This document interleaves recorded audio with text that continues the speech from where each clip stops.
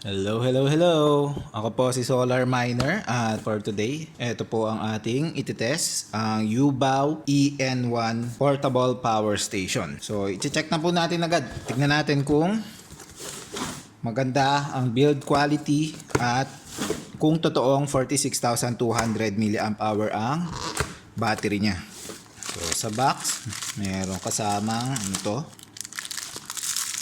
adapter para sa sakan. May Ubao na USB charger, 20 watts. USB-C ang output. At may kasama siyang USB-C cable. May English manual din. At ito na yung ating power station. Ganda ng build quality. Mukhang aluminum casing. Ito yung sa harap niya. Merong LED display. Ayan, so makikita nyo dito yung status ng battery, yung capacity. At meron siyang flashlight, LED. At ito yung power delivery port na Type-C.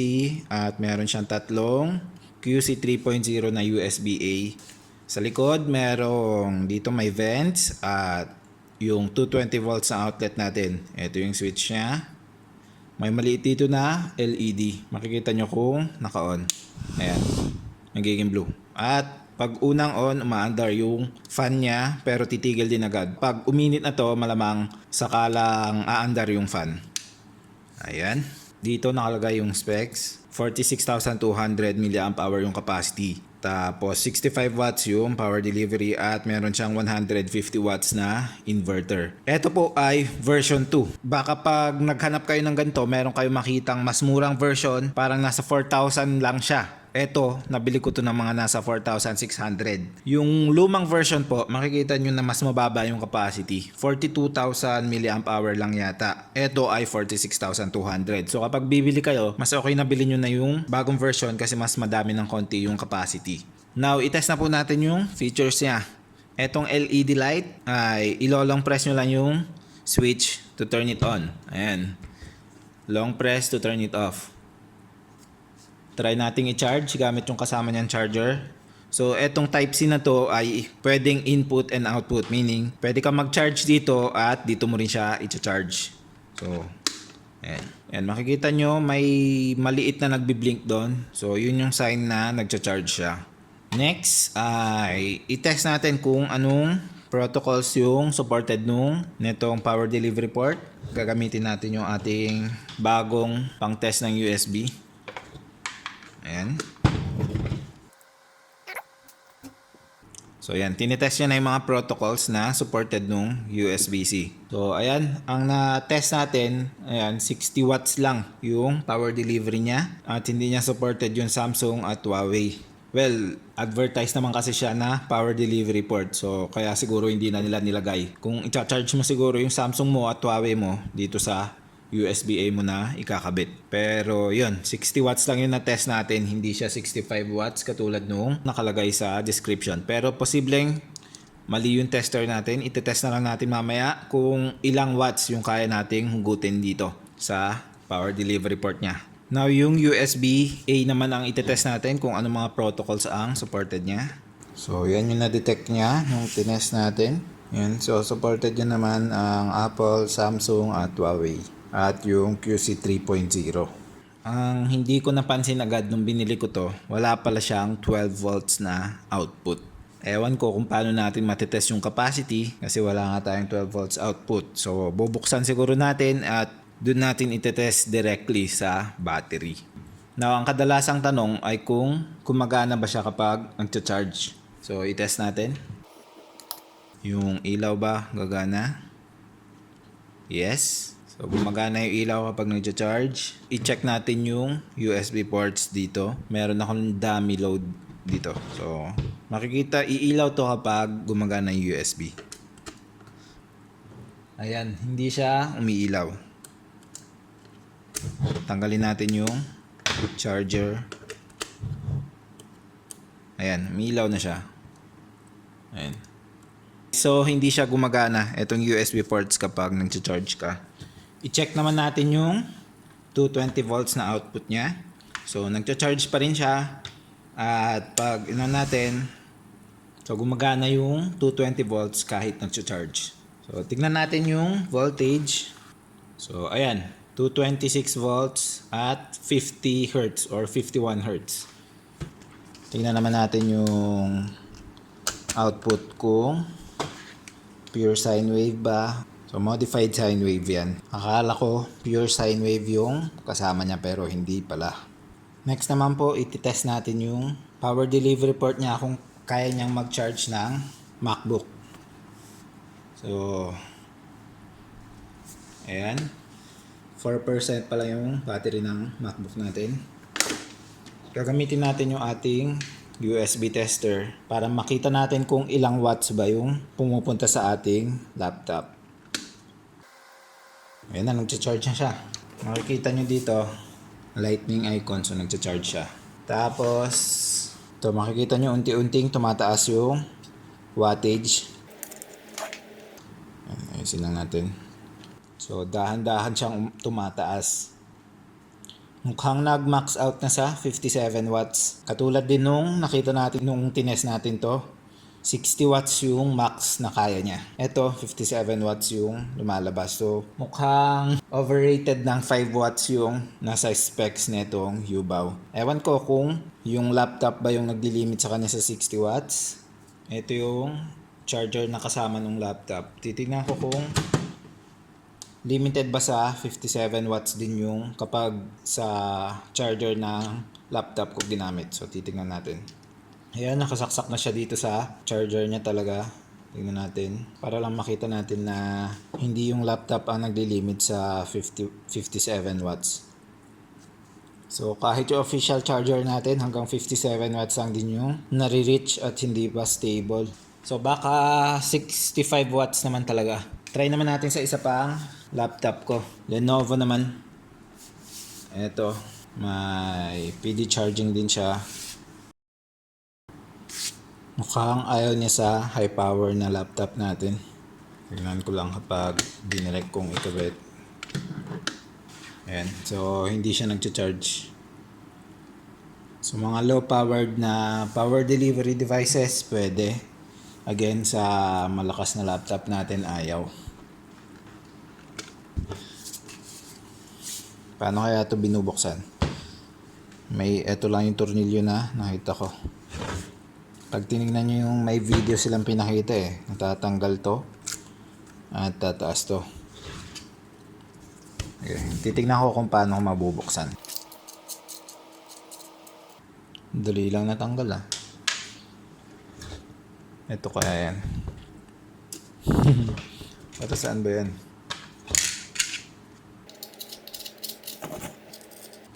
Ano? Wala na. Wala na yung kinakapitan niya. Ano na nangyari?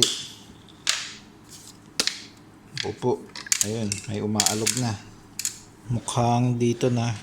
Natatanggal to Ayun. Ayan. At may mga screws lang dito. Ayun. Ito yung tumutunog. Dito. So tornilyo siya nung mga MOSFET dun. Ayun.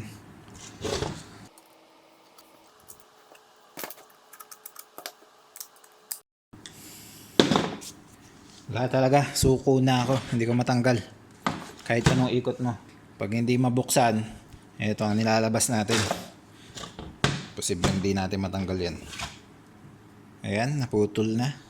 Pinersa ko na kasi yung threaded insert niya ay parang lumuwang na. So kahit iniikot ko ay umiikot lang din yung kung saan siya nakakapit kaya hindi lumuluwang.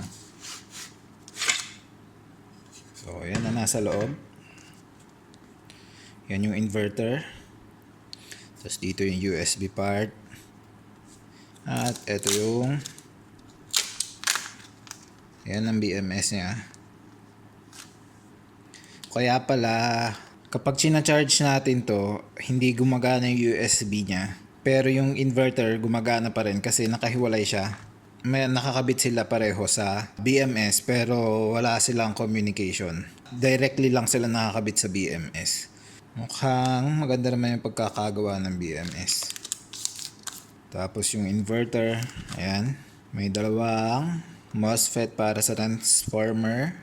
Tapos yung output ng transformer ay nire-rectify, pupunta dito sa capacitor, tapos dadaan na sila sa MOSFET para mag-output ng modified sine wave. May thermal sensor doon sa transformer, so okay yan. Tanggalin natin yung inverter para makita natin kung ano nasa loob ng battery.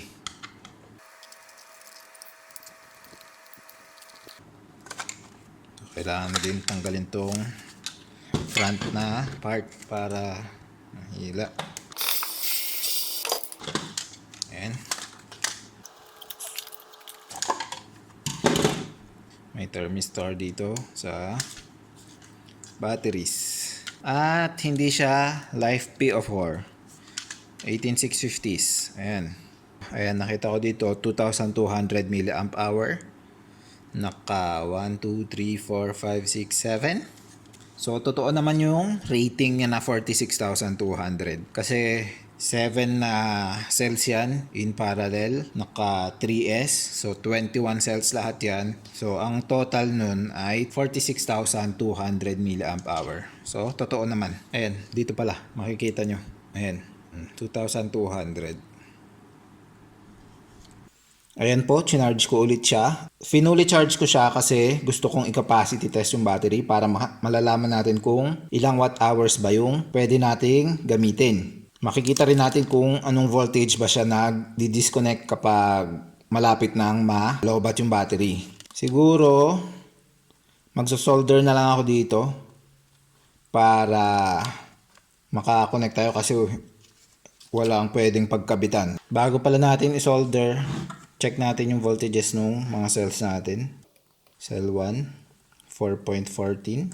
Cell 2, 4.15 at 4.14. So, okay naman yung voltages nila.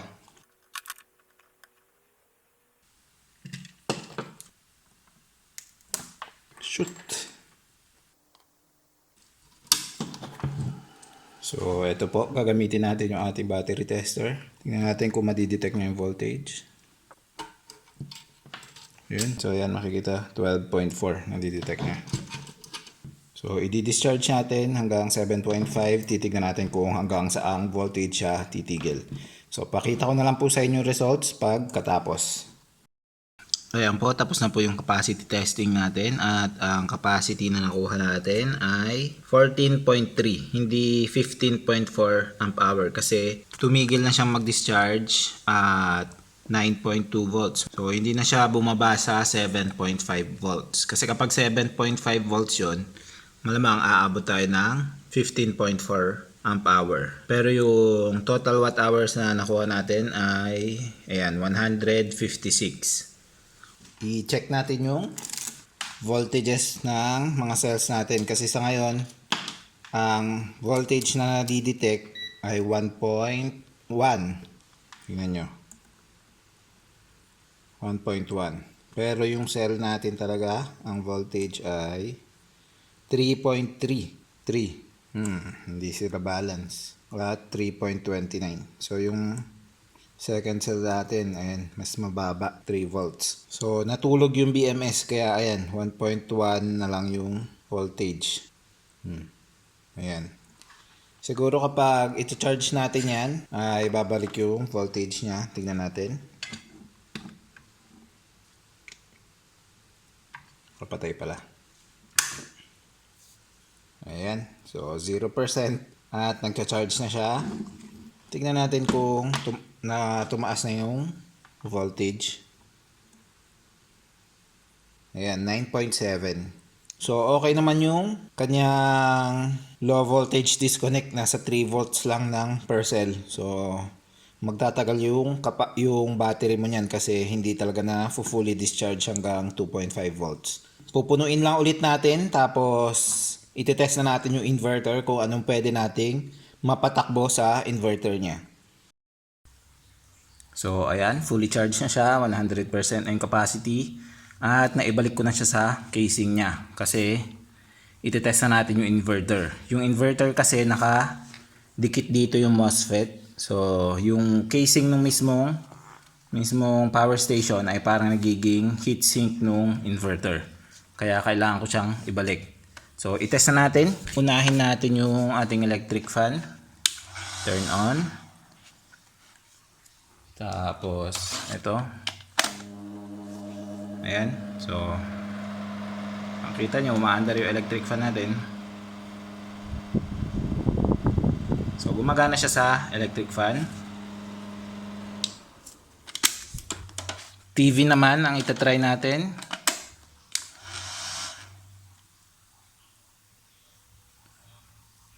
Ayan, so nakasaksak na. Ayun, so nakita nyo nag-turn on yung TV. So pwede siya sa TV. Medyo maliit lang yung TV natin. I-try natin sa mas malaking TV. So ito po ay arcade na may malaking TV. So 55-inch po to. Try natin kung kaya niya.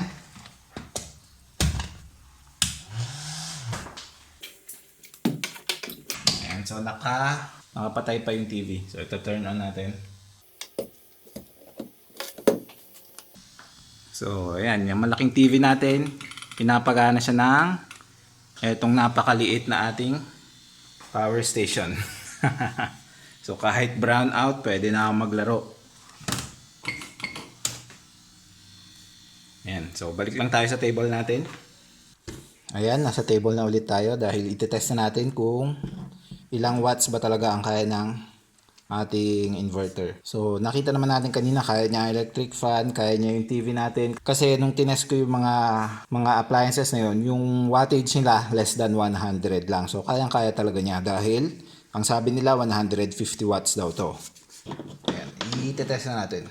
Gaya ng last time, i-check natin kung kaya niya ba yung Dremel.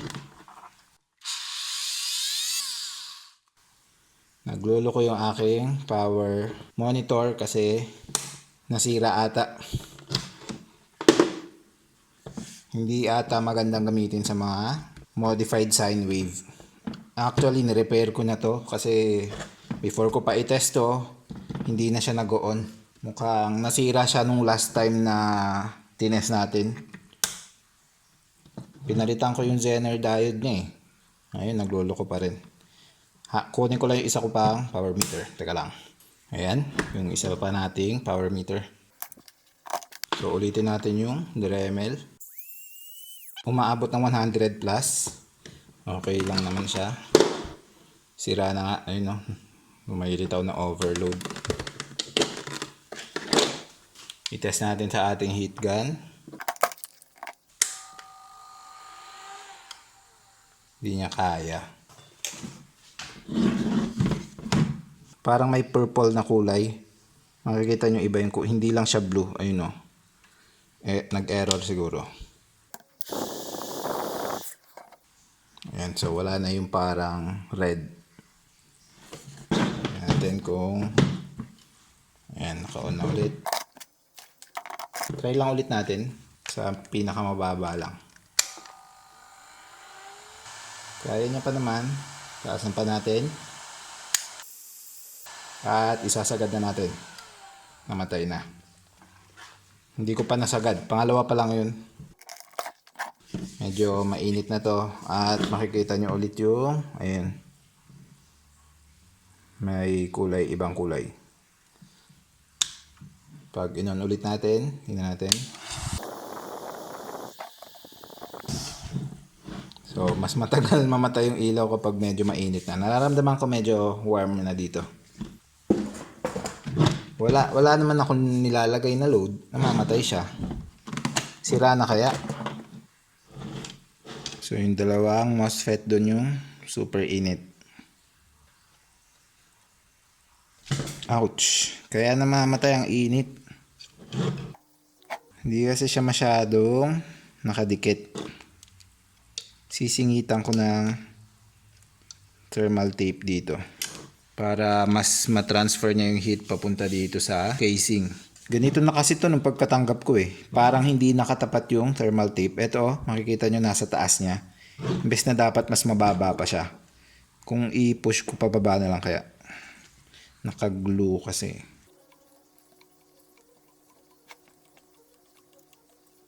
Ayan. Tapos ipupush natin. Mainit. Hindi ko mahawakan. Kaya namamatay siguro kasi super init niya. Dapat sana ganito na lang yung ginawa nila. Nakadikit talaga. Mas nalilipat yung init mismo sa case. Kaysa dito na mayroon siyang maliit na heatsink pero hindi sapat yung heatsink na yan. Try ulit natin kung mamamatay ulit. Lagyan natin ang load para matest talaga kung mamamatay ng mas mabilis. So mukhang naayos na. Kanina ilang segundo lang namamatay na. So hindi lang nakadikit na maayos yung mga MOSFET. Kapag ang ganito nyo namamatay ng basta-basta, yan, buksan nyo lang tong likod at itry nyo i-push. Pwede nyo lagyan ng thermal tape para mas ma-transfer niya yung heat sa case. So mukhang okay na siya. Ititest na natin kung ano yung total na wattage niya. Hindi pala natin na-test sa ating laptop kung pwedeng pang charge. So, ito-try ko na. Kailangan ko ng adapter. So, yan. Nag-charge naman siya. Ayan, gagamitin natin yung power supply natin. Ito yung ginagamit ko kasi pwede ko ma-adjust yung load na hinuhugot niya. So, ito. 100 watts to. Ano naman, pag in-on ko. Ayan, 100 watts. Mababa pa yan sa 150 watts na sabi nilang rating. So, hintayin lang muna natin. Titignan ko lang kung mamamatay siya. Super init na. Dagdag natin yung laptop natin. Patayin ko muna to. Ayan. Charge natin yung laptop. Ito ay mga nasa less than 50 watts. Tingnan natin. So 22 watts lang siya ngayon kasi puno yung battery natin. Pero okay lang yan. On natin to. Mainit na pero hindi pa rin umaandar yung fan. Tayin natin ulit. Titignan ko lang kung nakakabit ba yung fan. So umaandar naman yung fan.